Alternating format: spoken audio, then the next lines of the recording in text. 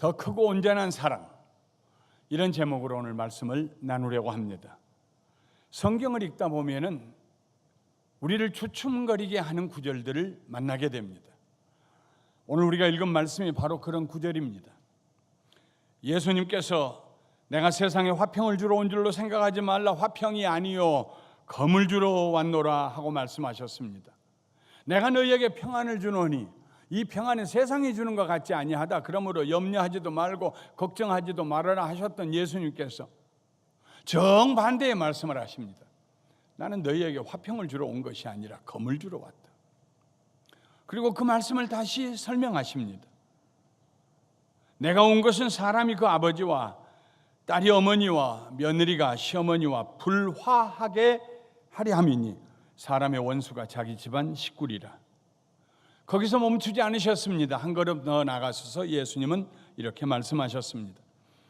아버지나 어머니를 나보다 더 사랑하는 자는 내게 합당하지 아니하고 아들이나 딸을 나보다 더 사랑하는 자도 내게 합당하지 아니하며 또 자기 십자가를 지고 나를 따르지 않는 자도 내게 합당하지 아니하니라. 자기 목숨을 얻는 자는 잃을 것이요 나를 위하여 자기 목숨을 잃는 자는 얻으리라.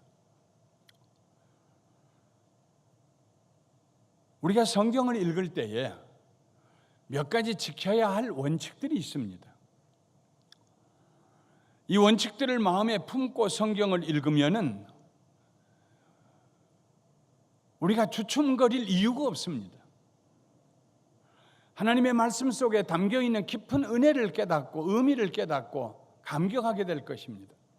먼저 성경의 저자는 하나님이시라는 원칙입니다. 성경은 하나님 말씀입니다. 그러므로 성경을 해석할 때 내가 주인이 되어서 해석하면 안 됩니다. 이건 좋은 말씀 같은데 저건 좀 그저 그렇고 아마 옛날 말씀하셔서 그런가 보다. 잘못 적었나 사람들이?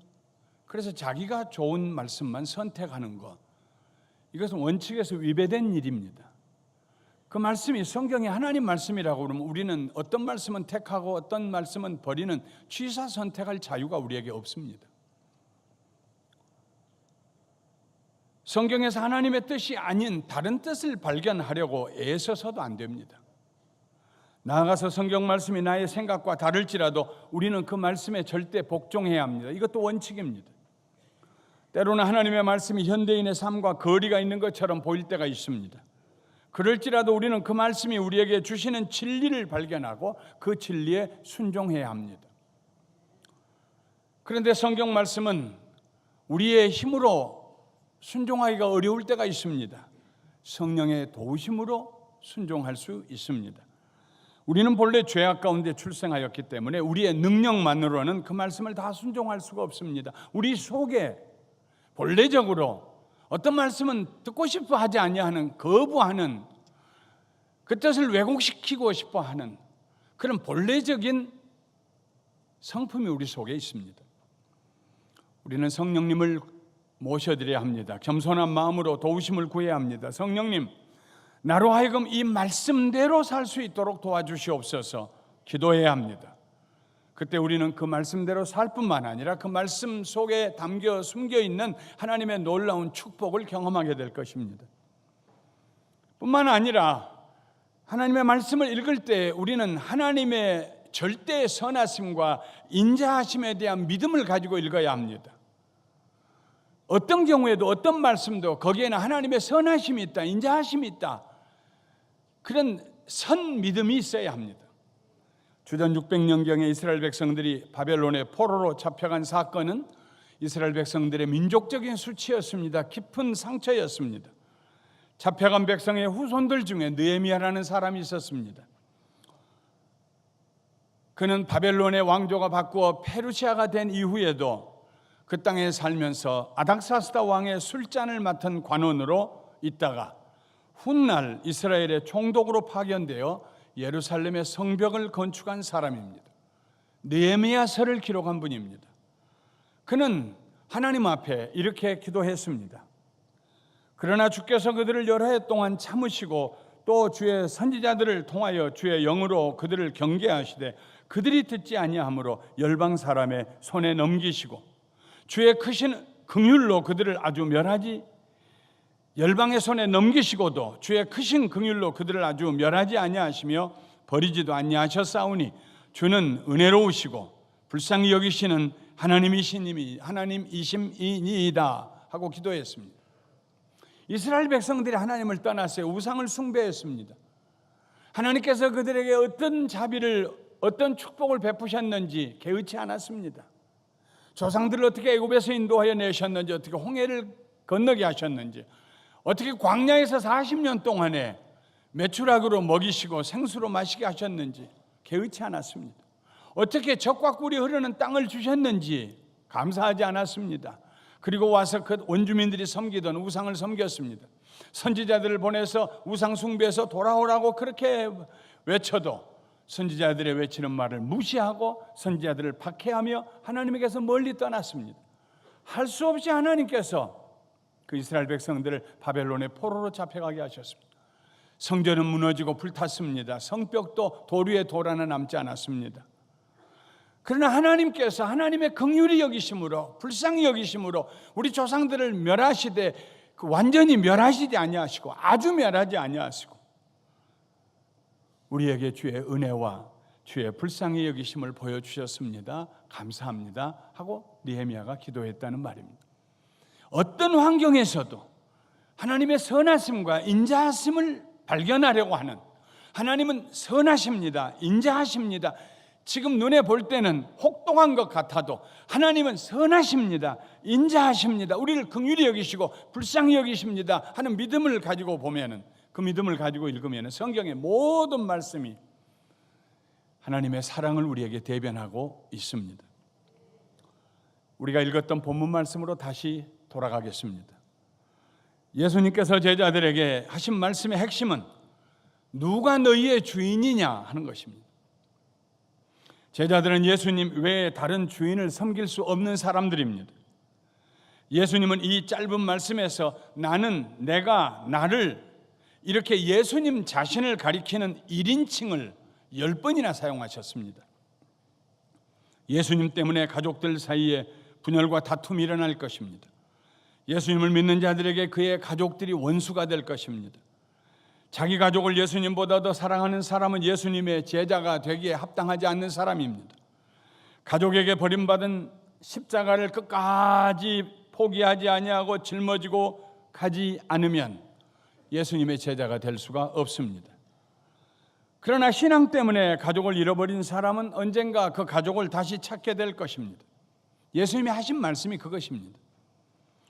예수님께서 이 세상에 오시지 않았다면 이런 일은 일어나지 않았을 것입니다. 예수님은 이 세상에 빛으로 오셨습니다. 빛이 세상에 비추기 전에는 어둠이 무엇인지 사람들은 몰랐습니다. 어둠의 정체가 드러나지 않았습니다. 사람들은 어둠 속에 살면서도 어둠의 권세, 사망의 권세, 죄와 허물로 죽어가는 자신의 처지를 모른 채 살았습니다. 자기들을 종살이시키고 있는 사탄의 세력을 의식하지 못하고 살았습니다. 예수님께서 오시기 전까지는 아무도 진정한 회개가 무엇인지 알지 못했습니다. 그런데 예수님께서 이 세상에 오셨습니다. 하나님의 아들이 사람이 되어 오셨습니다.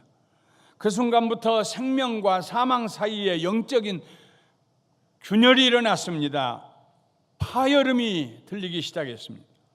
가족 중에 한 사람이 예수님을 믿고 생명의 빛 가운데로 거처를 옮기면 어둠 가운데 살던 가족들이 원수가 됩니다. 예수님을 믿는 그 가족을 다시 옛 생활로 데리고 가려고 합니다. 예수님 자신도 그런 경험을 하셨습니다.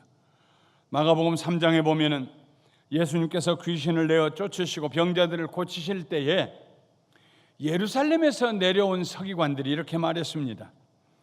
그가 귀신의 왕 바알세불을 힘입어 귀신을 쫓아내고 있다. 저 예수가 귀신을 내쫓는 건 맞다. 그러나 예수가 귀신을 내쫓는 것은 귀신의 왕의 도움을 힘입어서 졸개 귀신을 내쫓고 있는 것이다. 그렇게 말했습니다. 서기관들은 하나님의 말씀에 정통한 사람들입니다. 그 당시에는 인쇄술이 없었기 때문에 양피지에나 파피루스 종이에다가 하나님 말씀을 적었습니다. 하나님 말씀을 적는 사람들, 이 사람들이 서기관들입니다. 그들은 하나님이라는 이름이 나올 때마다 쓰던 잉크를 부어버리고 새로운 잉크를 만들고 붓을 빨고 그리고 깨끗한 붓으로 하나님의 이름을 적었습니다. 실수하는 법이 없었습니다. 성경에 정통한 사람들입니다. 더구나 예루살렘에서 내려온 권위 있는 사람들입니다. 그들이 예수님이 하시는 일을 보고 예수가 귀신 들렸다고 진단했습니다. 예수님이 미쳤다는 소식을 들은 예수님의 어머니와 동생들이 놀라서 예수님을 붙들려고 예수님을 찾아왔습니다. 마가복음 3장 32절부터 35절에 보면 무리가 예수를 둘러 앉았다가 여짜오되 보소서 당신의 어머니와 동생들과 누이들이 밖에서 당신을 찾고 있습니다. 예수님이 대답하십니다. 누가 내 어머니이며 동생들이냐? 그리고 둘러앉은 자들을 보시면서 말씀하셨습니다. 내 어머니와 내 동생들을 보라. 누구든지 하나님의 뜻대로 행하는 자가 내 형제요 자매요 어머니니라. 그들은 아직 예수님을 구원의 주님으로 만나지 못했습니다. 예수님의 가족들도 마찬가지입니다. 그래서 예수님을 오해하고 찾으러 온 것입니다. 정말 예수님이 귀신 들린 줄로 오해한 것입니다. 병자를 고치고 우리가 알던 그 예수가 아니야. 우리 형님 예수가 아니야. 우리 오라버니 예수님이 아니야. 귀신을 내쫓고 눈을 뜨게 해준대 놀래던 참인데 예루살렘에서 내려온 권위 있는 서기관들이 진단하기를 예수가 귀신 들렸다고 말했다는 것입니다. 예수님의 가족들이 예수님을 다시 옛날 생활로 데리고 가기 위해서 다시 목수 일하고 가족들과 함께 옹기종기 산 그 옛날의 삶으로 데리고 가기 위해서 예수님을 찾아왔습니다. 예수님은 제자들에게 너희 가족들과 나 사이에서 선택을 해야 한다고 결단을 요구하셨습니다. 복음서에 보면 예수님께서 제자들에게 이렇게 결단을 요구하는 말씀이 9번이나 기록되어 있습니다. 그 중에 마태복음 10장 21절과 22절에는 이런 말씀이 있습니다. 장차 형제가 형제를, 아버지가 자식을 죽는 데 내주며 자식들이 부모를 대적하여 죽게 하리라. 또 너희가 내 이름으로 말미암아 모든 사람에게 미움을 받을 것이나 끝까지 견디는 자는 구원을 얻으리라. 너희가 예수 믿는다는 것 때문에 너희 형제와 너희 아버지가 핍박하다가 마지막에는 죽음으로 내몰지도 모른다. 너희가 예수님 나를 믿는다는 것 때문에 너희 자식들이 핍박하다가 자기 부모를 죽는 데 내놓을지도 모른다. 예수님은 장차 제자들이 예수님 때문에 가족들로부터 당하게 될 핍박을 보시면서 말씀했습니다. 실제로 초대교회에 이런 핍박이 일어났습니다. 무서운 핍박이 일어났습니다. 가족 중에 한 사람이 예수님을 믿고 나면 나머지 가족들이 불편함을 느낍니다. 이것은 영적인 불편함입니다. 예수님 믿고 나쁜 일 하는 것도 아닙니다. 더 좋아졌습니다. 술 끊었습니다. 말씨도 부드러워졌습니다. 그런데 뭔지 모르게 그냥 불편합니다. 안 믿었으면 좋겠어요. 교회 안 나갔으면 좋겠어요. 그래서 예수 믿지 말라고 부탁합니다. 그래도 안 들으면 관계를 단절하겠다고 위협합니다. 때로는 폭력을 사용하기도 합니다. 심한 경우에는 죽음의 자리로 내몰기도 합니다. 기독교 역사에 그런 얘기들이 많이 있습니다. 두 가지만 들려드리겠습니다. 1182년에 아시시에서 태어난 프란시스코라는 성자가 있었습니다. 그는 직물 사업을 하는 부잣집의 아들이었습니다. 그러나 17살이 되었을 때 세상의 모든 부귀와 환락을 버리고 예수님만 따르기로 결단을 내렸습니다. 이 말을 듣고 그의 아버지가 몹시 화를 냈습니다. 그 당시에 대부분의 사람들이 캐톨릭을 교회에 다니고 있을 때입니다. 그 아버지도 마찬가지였습니다. 그런데 자기 삶을 예수님에게 드리겠다고 하니까 그 아버지가 화를 냈습니다. 아들의 마음을 돌려보려고 온갖 노력을 다했습니다. 더 많이 용돈도 주고 더 좋은 옷도 사주고. 그래도 듣지 않자 폭력을 행사했습니다. 그래도 듣지 않자 아들에게 주었던 모든 재산과 소유물을 다 빼앗았습니다. 마지막으로 프란시스코가 입고 있던 옷까지도 다 벗겼습니다. 알몸이 된 프란시스코에게 그 지방에 있던 주교가 자기의 겉옷을 벗어 주었습니다. 이렇게 가족들에게서 버림을 당한 프란시스코는 1226년에 죽을 때까지 오직 복음만 전하는 가난한 전도자로 살았습니다. 그는 당시에 영적으로 무너져가던 가톨릭 교회를 다시 세우기 위해서 애썼던 위대한 영적 지도자였습니다. 구교나 신교나 할 것 없이 이 프란시스의 위대한 영적 지도력, 그리스도를 사랑하는 그의 삶을 모두가 존경합니다. 또 한 사람의 이야기입니다. 1893년 인도 북부 지방에서 부유한 지주의 막내 아들로 태어난 썬다싱이라는 소년이 있었습니다. 썬다싱도 예수님 때문에 아버지로부터 무서운 핍박을 당한 성자입니다. 바울처럼 환상 가운데 예수님을 만난 썬다싱은 기독교 신앙을 포기하라는 아버지의 말을 거역했습니다. 마지막으로 집에서 쫓겨나는 날 온 가족이 식사를 했습니다. 그건 정말 마지막 이별의 식사였습니다. 그런데 그 식사를 하고 쫓겨났는데 갑자기 복통을 앓기 시작했어요. 너무너무 고통스러워서 배를 앓고 대굴대굴 구르다가 정신을 잃었습니다. 의사가 와서 보니 소망이 없어요. 다시 살 가망성이 없습니다. 알고 보니 아버지가 그를 죽이려고 아들의 음식에 독을 탔습니다. 하나님의 은혜로 기적적으로 다시 살아난 썬다싱은 인도는 물론 그 높은 히말라야 산맥을 넘으면서 맨발로 다니면서 10번이나 그곳을 방문하면서 복음을 전했습니다.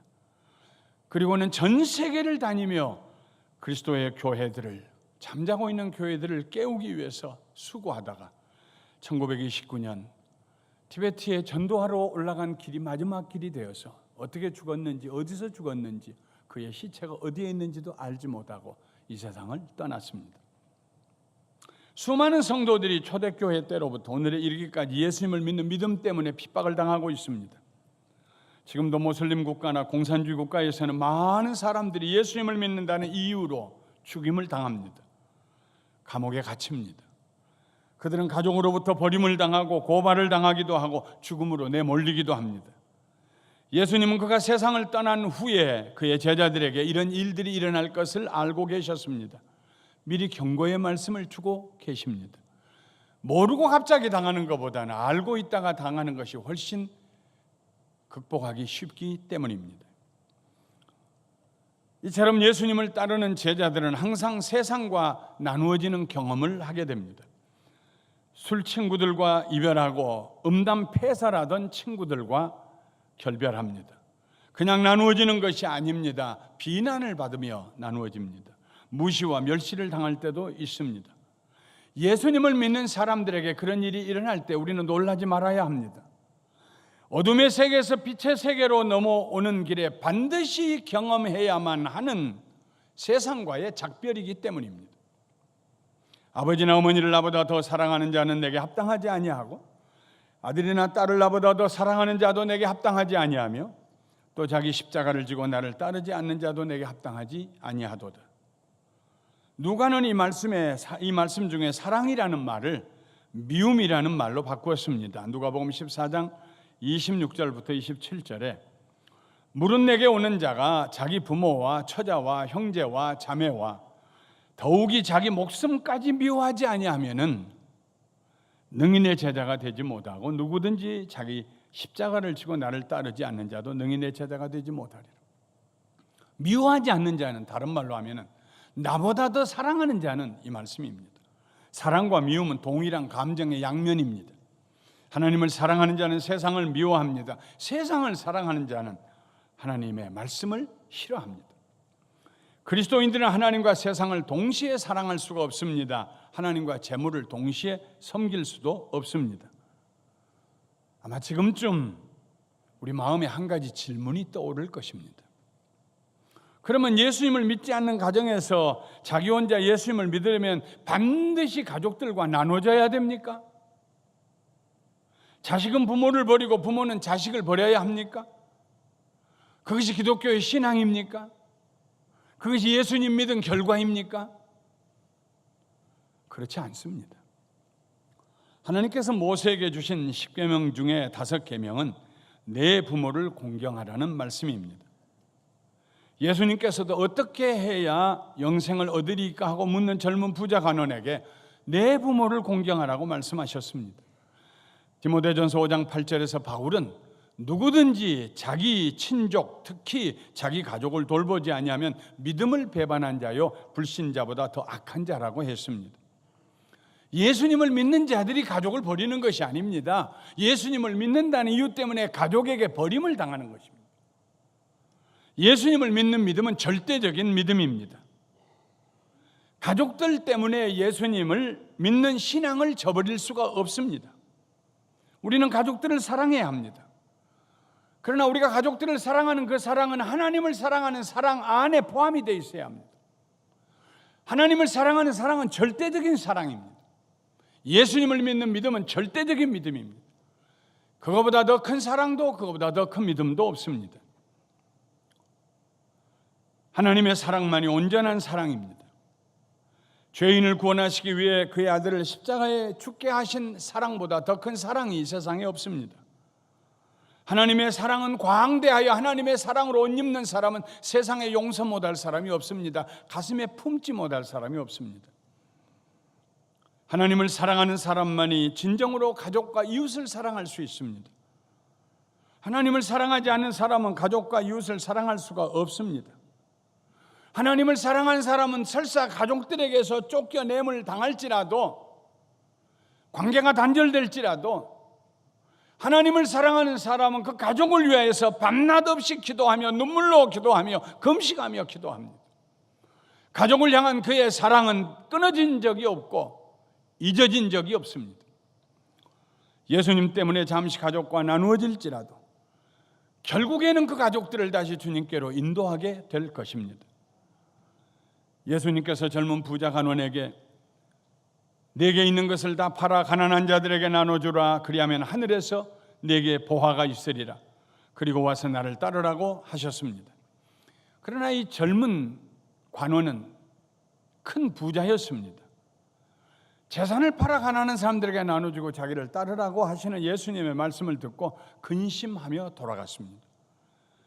예수님께서 그 모습을 보시고 말씀하셨습니다. 재물이 있는 자는 하나님의 나라에 들어가기가 얼마나 어려운지 낙타가 바늘귀로 들어가는 것이 부자가 하나님의 나라에 들어가는 것보다 쉬운 일이라고 말씀하셨습니다. 낙타가 어떻게 바늘구멍으로 들어가겠습니까? 재물이 많은 자는 하나님 나라에 들어가기가 그렇게 어렵다고 했습니다. 재물이 많은 자는 재물이 그의 주인이 되기 때문에, 재물을 하나님보다 사랑하기 때문에 하나님 나라에 들어갈 수가 없다는 말씀입니다. 그때 옆에 서 있던 베드로가 예수님에게 물었습니다. 보옵소서, 우리가 우리의 것을 다 버리고 주를 따랐나이다. 예수님께서 대답하셨습니다.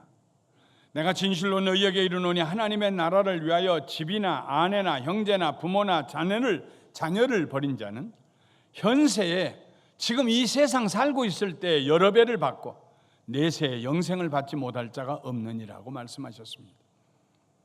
예수님께서 우리에게 무엇인가 요구하실 때가 있습니다. 우리가 쉽게 드릴 수 없는 무엇인가를 요구하실 때가 있습니다. 예수님이 우리 것이 필요하셔서 뺏어가시기 위해서 요구하시는 것이 아닙니다. 오히려 갑절로 돌려주시기 위해서, 여러 갑절로 돌려주시기 위해서 요구하십니다.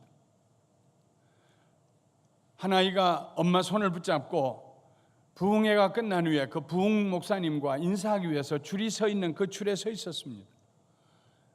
자기 차례가 되었습니다. 목사님께서 허리를 굽히고 그 아이의 키만큼 무릎을 꿇고 앉아서 손을 내밀어서 악수를 청했습니다. 그런데 이 아이가 목사님 악수를 거절했어요. 주먹을 꼭 쥐고 악수하지 않았어요. 엄마가 말합니다. 얘야, 손 펴라. 목사님이 악수하자고 그러지 않냐? 손 펴고 악수해. 그래도 여전히 쥐고 있습니다. 악수하라니까 손 펴라니까 하고 펴보니까 구슬이 3개가 그 안에 들어있었습니다. 별로 쓸모없는 것 그거 쥐고 있기 때문에. 그거 다 하려고, 그 무거운 짐 다 하려고 예수님이 말씀하시는데 그거 자기가 짊어지고 있기 때문에 예수님께서 우리에게 주시려고 하는 축복을 받지 못하는 경우가 있습니다. 예수님을 믿는 일 때문에 가족이나 친척이나 친구들로부터 버림을 받은 사람은 나중에 그 모든 가족들과 친척들과 친구들을 되돌려받게 될 것입니다. 썬다싱이 집을 나간 지 15년 만에 아버지를 만나게 되었습니다. 독을 음식에 풀어서 아들을 죽이려고 했던 아버지입니다. 그때 아버지는 썬다싱의 손을 붙잡고 울면서 회개하고, 나 같은 죄인도 예수 믿고 구원받을 수 있겠니? 울면서 회개하고 예수님을 구주로 영접했습니다. 아버지뿐만 아니라 온 가족들이 다 예수님께로 돌아왔습니다.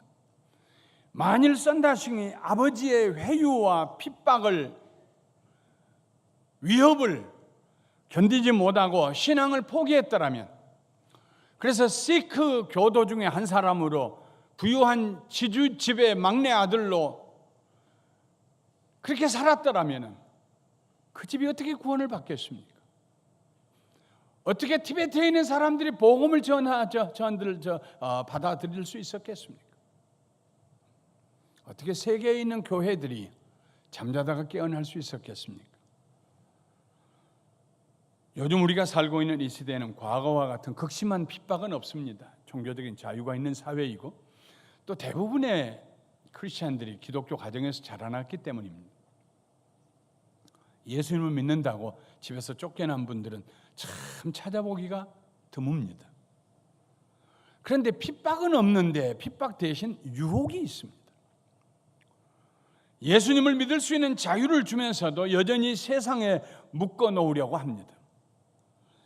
예수님도 믿고 세상도 사랑하라고 유혹합니다. 세상의 지혜로 교묘한 타협을 시도합니다. 그 유혹에 넘어가면 세상과 나누어지고 이별하고 결별하는 아픔을 경험하지 않고도 평안하게 신앙생활을 할 수 있다고 우리를 설득합니다. 아무도 우리 때문에 불편함을 느끼지 않을 것입니다. 그런데 그렇게 살면, 내가 예수 믿었는데 나 때문에 불편을 느끼는 사람이 아무도 없다면, 내가 예수를 믿었는데 나 때문에 그 사람의 양심의 가책이 다가오고 부끄러움을 느끼고 불편함을 느끼는 사람이 아무도 없다면, 그 말은 우리의 신앙생활에 경건함이 없다는 말이요, 거룩함이 없다는 말입니다. 우리가 예수 믿고 변화되지 않았다는 말입니다. 세상이 우리를 통하여서 생명의 빛을 보지 못하고 있다는 말입니다. 우리 영혼의 생명의 등불이 꺼져 있다는 말입니다. 우리가 예수님의 제자가 되면 우리는 어쩔 수 없이 세상에서 분리되고 이별하는 경험을 하게 됩니다. 피할 수 없는 경험입니다. 그때 우리는 초대교회 성도들처럼 핍박을 마다하지 아니하고 세상의 유혹을 담대하게 물리쳐야 합니다. 어둠과 빛이 나누어지는 것처럼 우리는 이 세상과 구별된 삶을 살아야 합니다. 오늘 교회 안 나가? 괜찮아, 밤낮 다니는 데인데 뭐 오늘 하루 골프 친다고 별일 없어. 아, 그렇구나. 같이 술잔을 들고 마시는데, 아니 당신은 교회 다니는 사람이잖아. 아유 괜찮아, 그런 거 묻지 마.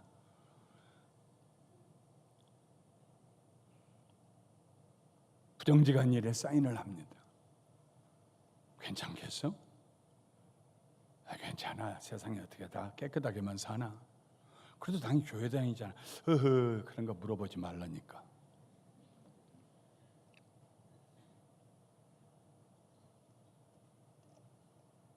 예수 믿는 우리 때문에 누군가 불편한 사람이 없다면 우리는 우리의 신앙을 다시 돌아봐야 합니다. 다시 하나님 앞에서 예수 그리스도가 우리를 제자로 부르신 그 길로 들어가야 합니다. 마음과 뜻과 성품과 목숨까지 다하여서 하나님을 사랑해야 합니다. 하나님을 사랑하는 일에 방해가 된다면, 예수님을 믿는 일에 방해가 된다면 모든 관계가 끊어질지라도, 모든 것을 다 잃어버린다고 할지라도 뒤도 돌아보지 아니하고 오직 십자가를 향하여서 걸어갈 수 있어야 합니다. 그때 우리에게 놀라운 반전이 일어날 것입니다. 그때 우리는 더 뜨겁게 우리의 가족을 사랑할 수 있게 될 것입니다. 우리 이웃을 사랑할 수 있게 될 것입니다. 우리가 하는 일을 더 성실하게 할 수 있을 것입니다. 마침내 우리의 가족들이 우리를 통해서 예수님께로 돌아오게 될 것입니다. 우리의 이웃들이 하나님께로 돌아오게 될 것입니다. 그때 우리는 재물을 더 잘 모을 수 있을 것입니다. 더 잘 사용할 수 있을 것입니다. 더 많은 재물이 우리에게 주어져도 한 번도 그 재물에 눈을 두지 아니하고 예수 그리스도의 보좌, 하나님의 보좌만 바라보게 될 것입니다. 천국 백성이기 때문입니다. 이것이 바로 잃어버림을 통하여 더 얻게 되는 진리입니다. 우리는 이런 확신을 가지고 세상과 구별되는 그리스도인의 삶을 살아야 합니다. 예수님께서 제자들에게 하신 말씀은 절대로 걸림돌이 아닙니다. 오히려 축복에 이르는 진리의 말씀입니다. 그 축복이 오늘 우리 모두에게 넘치게 임하시기를 주님의 이름으로 축원합니다. 축원합니다.